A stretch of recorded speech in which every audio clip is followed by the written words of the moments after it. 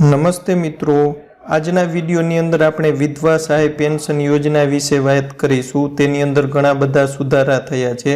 તેને નવું નામ આપવામાં આવ્યું છે ગંગા સ્વરૂપ બહેનોને સહાયતા।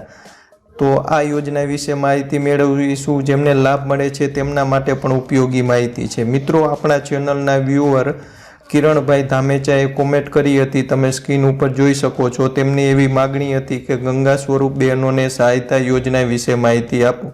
તો આપણે આજના વિડીયોમાં આ યોજના વિશે પૂરી માહિતી મેળવીશું। મિત્રો, તમારે પણ કોઈ એવી યોજના વિશે માહિતી જોતી હોય તો નીચે કોમેન્ટ બોક્સમાં જરૂર જણાવજો। પ્રયત્ન કરીશ કે એ યોજનાને લગતો વિડીયો બનાવીને ચેનલ ઉપર મૂકું। મિત્રો, વિડીયો શરૂ કરું એ પહેલાં વિનંતી છે, તમે આપણી ચેનલ ઉપર નવા હોય તો આપણી ચેનલને સબસ્ક્રાઈબ કરી લેજો, બેલ આઇકન પ્રેસ કરજો અને નોટિફિકેશનમાં ઓલ ઉપર ક્લિક કરજો, જેથી આ ચેનલ ઉપર જેવો વિડીયો અપલોડ થાય તરત જ તમને સૂચના મળી જાય। તો મિત્રો, ચાલો આપણે આજના વિડીયોની શરૂઆત કરીએ। મિત્રો, ટૂંકમાં બે યોજના એક જ છે, વિધવા સહાય પેન્શન યોજના અને ગંગા સ્વરૂપ બહેનોને સહાયતા। તેને નવું નામ આપવામાં આવ્યું છે। હવે વિધવા સહાય પેન્શન યોજનાને ગુજરાતના મુખ્યમંત્રી વિજયભાઈ રૂપાણીએ થોડા સમય પહેલાં જ યોજનાના સન્માનજનક નામ ગંગા સ્વરૂપ બહેનોને સહાયતા નામે ઓળખાશે તેવી તેને જાહેરાત કરી હતી। એટલે ટૂંકમાં બંને યોજના એક જ થઈ, વિધવા સહાય પેન્શન યોજના અને ગંગા સ્વરૂપ બહેનોને સહાયતા। આ યોજનામાં પાછળથી સુધારા કરવામાં આવેલા છે, તો સુધારા સાથેની સાચી માહિતી આપવામાં આવેલ છે।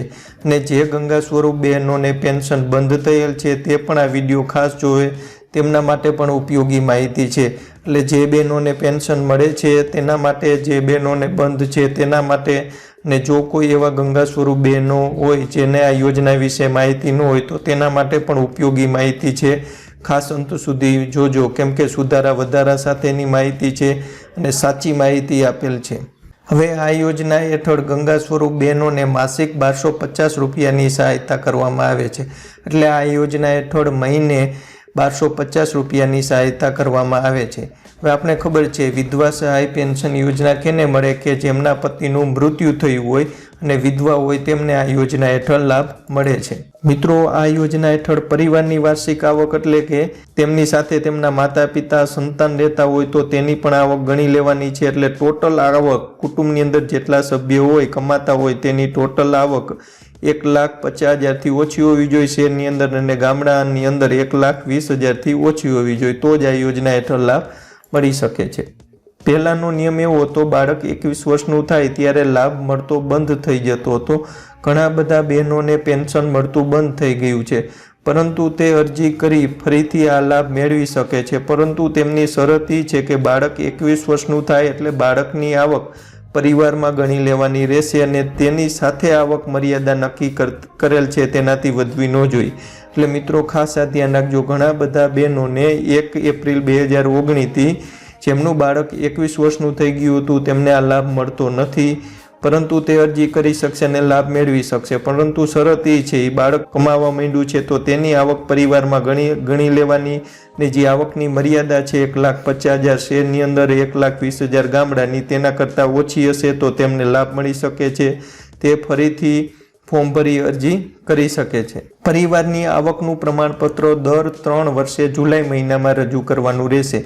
જેમને આ યોજના હેઠળ લાભ મળે છે તેવા બહેનોએ પરિવારનું આવકનું પ્રમાણપત્ર 3 વર્ષે એક વખત જુલાઈ મહિનાની અંદર રજૂ કરવાનું રહેશે। હવે દર વર્ષે જુલાઈ મહિનામાં પુનઃલગ્ન નથી થયાનું પ્રમાણપત્ર રજૂ કરવાનું રહેશે। આ પણ ખાસ, દર વર્ષે જુલાઈ મહિનામાં ગામના મંત્રી પાસેથી લખાવેલું કે પુનઃલગ્ન નથી થયા તેવું પ્રમાણપત્ર રજૂ કરવાનું રહેશે। જો રજૂ નહીં કરે તો પેન્શન બંધ થઈ જશે। પેન્શન રકમ પોસ્ટ ઓફિસ ખાતામાં જ જમા થશે અને રકમ ફક્ત લાભાર્થી બહેનો જ ઉપાડી શકશે। આ પણ એનો નિયમ છે। આની અંદર તમારે પોસ્ટ ઓફિસની અંદર ખાતું ખોલાવવું જોશે, તેમાં જ રકમ જમા થશે અને જે લાભાર્થી બહેનો છે તે જ ઉપાડી શકશે, બીજા કોઈ ઉપાડી શકશે નહીં। સતત 6 મહિના પોસ્ટ ઓફિસ ખાતામાં રકમ જમા ઉપાડવા નહીં જાઓ તો પેન્શનનો લાભ બંધ કરી દેવામાં આવશે।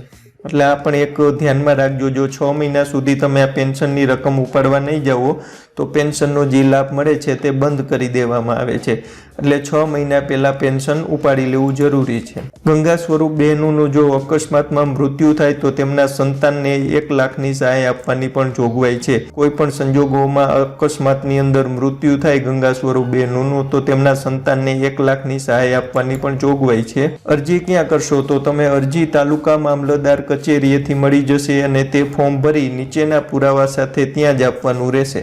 હવે પુરાવા જોઈએ તો આપણે પોસ્ટ ઓફિસમાં બચત ખાતું ખોલાવી તેની નકલ આપવી ફરજિયાત. પોસ્ટ ઓફિસનું જ, બેંકનું ચાલશે નહીં. અને કુટુંબનું આવકનું પ્રમાણપત્ર જે આપણે આગળ વાત કરી તે મુજબનું ચીફ ઓફિસર અથવા તો તાલુકા વિકાસ અધિકારી અથવા તો મામલતદાર જેની અંદર તમે આવતા હોય તેનું પ્રમાણપત્ર તમારે આપવાનું રહેશે. પછી રહેઠાણનો પુરાવો, આધાર કાર્ડ, રાશન કાર્ડની નકલ અને અરજદારના પતિનું પેઢીનામું.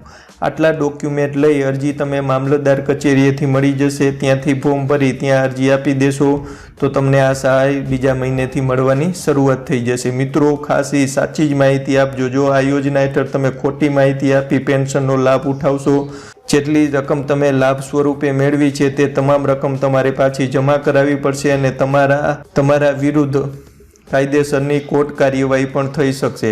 એટલે સાચી માહિતી આપવી અને યોજના હેઠળ આવતા હોય તો જ લાભ લેવા વિનંતી છે. મિત્રો, જો આ વિડીયો ગમ્યો હોય તો લાઇક કરજો, ચેનલ ઉપર નવા હોય તો સબસ્ક્રાઈબ કરી લેજો અને વિડીયોને શેર કરજો. જય જવાન, જય કિસાન, જય હિન્દ.